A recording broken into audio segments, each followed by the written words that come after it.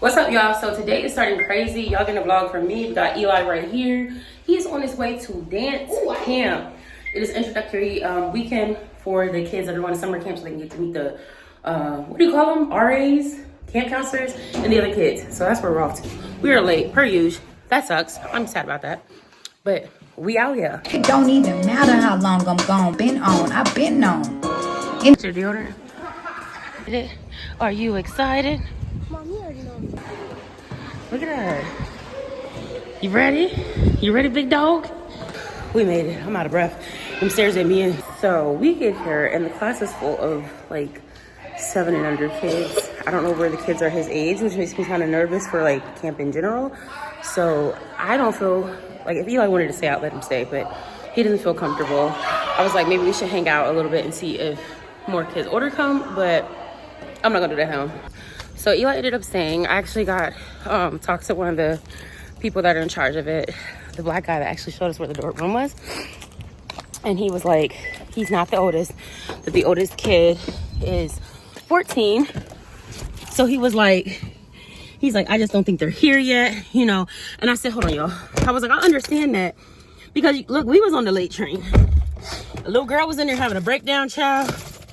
And then she was like, it was like, we'll call your mom in a second. She was like, you're gonna call my mom? Like, girl, Eli was very nervous. He felt very out of place, which is understandable.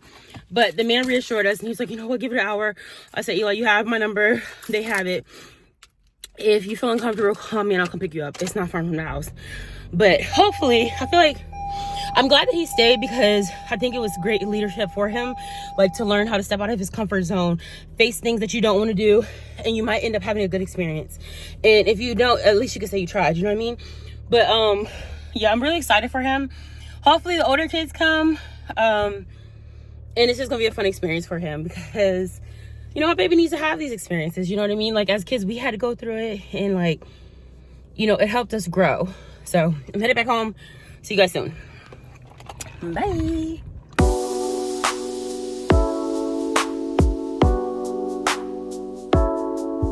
All right, y'all, so I'm back at home. Eli ended up, I told you guys, he ended up staying. I'm about to actually do my Bible study. You know, I like to read my devotionals, do my Bible study, just give my mind to God to start my day. I usually like to do this before I do anything, but we were on a time crunch. I just texted Eli and checked in on him. He said he's having fun. He was like, he got a cramp, so he had to sit down. He said still none of the older kids had came, but he's like, he's having a good time. So I'm really glad about that. So yeah, about to do the Bible study. The kids are on their tablets. You hear Jackson, and go from there.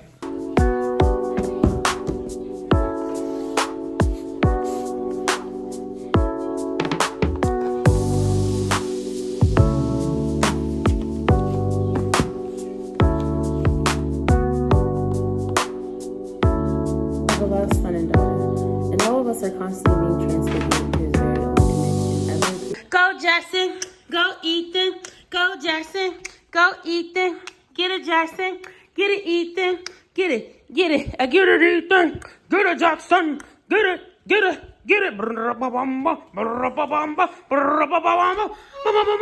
crazy, go crazy, go crazy. What's up, you guys? We're in the car. We're about to start DoorDashing and bring you along with us. Eli's having a good time. He's been texting me updates. He's been a leader. I love that for him. Say hi, Ethan. Hi, baby. Hi, baby. These homes are so beautiful, you guys. Like, OMG.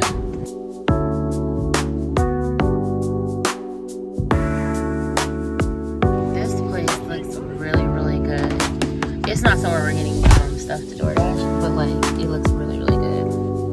So Ethan is asleep. Jackson is awake. I just gave him a snack, and I'm reading this book. I didn't even realize, like, I started following this guy on YouTube, Myron Golden, and I didn't even realize that I had this book that he wrote.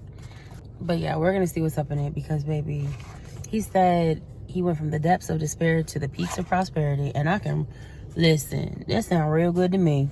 All right, so I just ran in to go grab an order. I went inside the store. the order was like not in the system. Everyone's like, no, there's no order for that name. I'm showing them the order. They're like, we don't have no order for that name, nothing. This is the first time I ever ran into this. So I had to I went through the troubleshooting. Jackson, you're not getting a cookie. I went through the troubleshooting and it said that I have to ask the store to place the order directly and that DoorDash will pay the store directly and I'll receive full payment. So like, that's what happened. And so we're just waiting. I shifted with Michael. So Michael ran in while I stayed in the car with the kids to go and get it done. But that was like crazy because like it was just a mix-up and it's like no one could figure it out. But apparently stuff like this happens. There's like a glitch in the system. So whatevs. We made it. Got a park right close to the building because like there was like no parks. It's super busy over here. We got a park. It's closed. The store is like right there where those people are walking, and so now we're just waiting to pick the order up. The store refused to make the order over. So like when we signed it up, the store refused to make the order over. Basically, they said that there was a guy that comes there all the time and picks up orders, and that he's the one that took the order when he left. And they were like, he comes in here all the time. And we're like, okay, but that still doesn't matter. He shouldn't have taken an order that wasn't for him. So whether he took the order by accident or he did this purposely, knowing that, like, you know, there is no repercussion for it. DoorDash said to have the store make the order and they would pay them directly. The store refused to make the order. So we had to tell them that and then unassign ourselves from it. So basically our time was not comped. We didn't get payment for the drive all the way for the drive over there. We didn't get paid for the time that was wasted trying to figure out the order. So it's just like a waste of gas, waste of time that we could have been taking another order, making more money. But you know, that's one of the things of DoorDashing that does like get to you is situations like that. And clearly Jackson is losing his marbles behind me. I don't know what's going on. He wants to get out. He wants to eat food. He's not hungry, none of that. He's just being bratty. All right, y'all. Like, I think it's time for us to take a break because we went to a store to pick up the order and the order was already picked up. So it's clear that someone either in the area is stealing people's orders. Either they're not paying attention when they're grabbing the orders or they're intentionally grabbing the orders and they're eating the food. And it's like, it's messed up because there's like no repercussion from DoorDash. And it's messed up because like we're driving the distance to these places, burning our gas, our time, when we could be on, I don't know, we could be on another order making money. And like, if the store refuses to make the order, we're just out of money. Like, we're out of our gas that we drove over here to. We're out of the time that we were able to make income. Like, it's just messed up. And it's like, it keeps happening. So it's like, it's clear somebody's doing this or the workers are knowing something's up. Like, and especially when they just sit them on the rack, like anybody can come up in there and take it. They can hold their phone on and act like they're from DoorDash. Anybody can take it. So it's getting pretty stressful. So we have this last order we're picking up from Outback, and then we're gonna take a break, get some food, and it'll probably grab another order. We're probably gonna pause it to grab another order if we're done eating, and then go pick up Eli.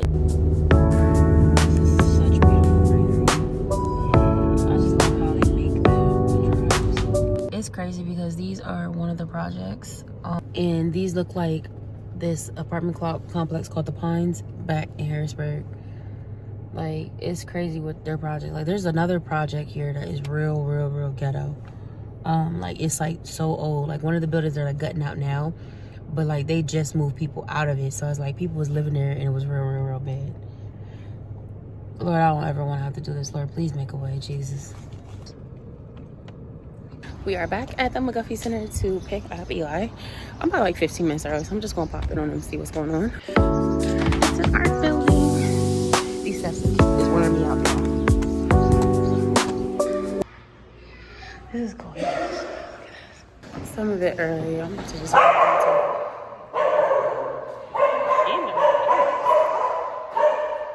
y'all, I found Eli. And more art. Oh my God, it's so beautiful. Look at this art, y'all.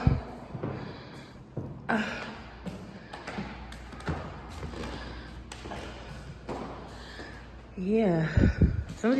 I'm breathing hard. That don't make no sense. Wait, look at this picture. Let you get what? This is beautiful, you guys. So found Big Dog. He still got a little bit of time left. So, because her boob is out. Oh my God, every floor has different art. That's so dope. I don't know what this one's about either. That's scary.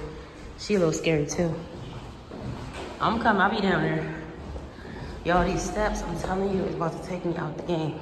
But this picture up here, I love too. Look at these chairs. That's beautiful. I love this. I don't even know what size this canvas is, but it's like gorgeous. But this one reminds me of like my youth, Lisa Frank days. And then like there's like little beaded, like I had one of these phones. Y'all, I need some ideas on how to really record these DoorDash adventures. Like, cause I want y'all to be able to see the stuff. Like, do y'all want me to record like the place when we pull up, record like the order? What y'all want me to do? Let me know. I never, like, why would you take that and call it Louisiana? Oi, Paul.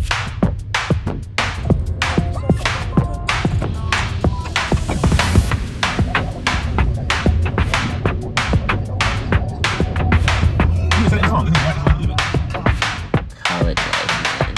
It's so weird sometimes to live in a college town because it's just like, sometimes I'll be like, man, I should have just stuck it out and stayed in college. But then there's other times where I'm like, I'm so far removed from this. And I'll be such a different person if I would have stuck it out and went to college. I don't feel like that was ever the route.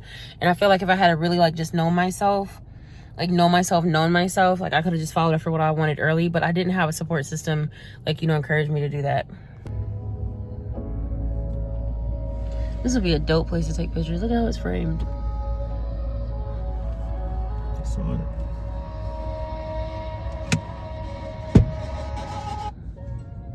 I bet people like, y'all, it is busy. We have Chipotle, and they were picking up from somewhere called the Roots Cafe, but it is so busy. There's so many college students out that they're starting to party. They're literally doing beer pong, y'all. I'm blurring them out. But yeah, like everybody looks, what the hell? Everybody looks alike. All these girls have cowboy boots on and little mini paisley dresses, and I'm trying to figure out what the hell is going on. This is such an insane place. Like, I would hate to live down here if I was not in college. It's my lip. Light insult. It's like you're in. So we are wrapping up our DoorDash. It is late. We need to get back for the sitter. And today was a successful day. We cleared over $100. It was like $100 something. We cleared dashing for about, I think it was about 6 hours. So it was a lucrative day. Saturdays are extremely busy. What we learned is that college students order up from like 4 to, it's about to be 8:30. We had nothing but like college campus orders, going to College Row, like where they're out partying. We're going to those places. The only thing that sucks is that parking is terrible. But the good thing is we made friends with the guy in the parking garage, and like he let us park there for 15 minutes. He's like, man, just go ahead. I think it was one of those things like respect the hustle type, you know what I mean? And also that's also why it's both of us, because like if we have to double park somewhere just to go out and get it, or like I have to run in, or whoever's driving has to run in and grab it, like it's like he's just gonna swing back around and get me. So I think today was a successful day. We had the kids in for the first half. We let them go home. Hopefully in the future our plan is to break up the day and have something like do something with the kids, but right now we are really in hustle mode because we have to get this money to pay for a big thing. So I think today was successful, and just like wish us luck, keep sending us prayers, and if you want to help support us like on this journey, me and the littles, like just go ahead. My Cash App is in my bio. It's also on the screen. I also have a coffee page where, you know, every donation that's made, for every $5 donation, I'm going to send out an AI photo of your liking. And just like stay connected with us. I love you guys, and thank you for tuning in, and wish us the best of luck on this journey of working for ourselves and like really doing what needs to be done so we can like keep a roof over our head. What's up, y'all? I don't know why, but I think because I'm in the car so much, it's been on my mind to start working out. And because I was in the car so much, I was like, I need to get my body moving. So it was on my mind to do it. So I'm up in here. I'm gonna do a 20-minute walk.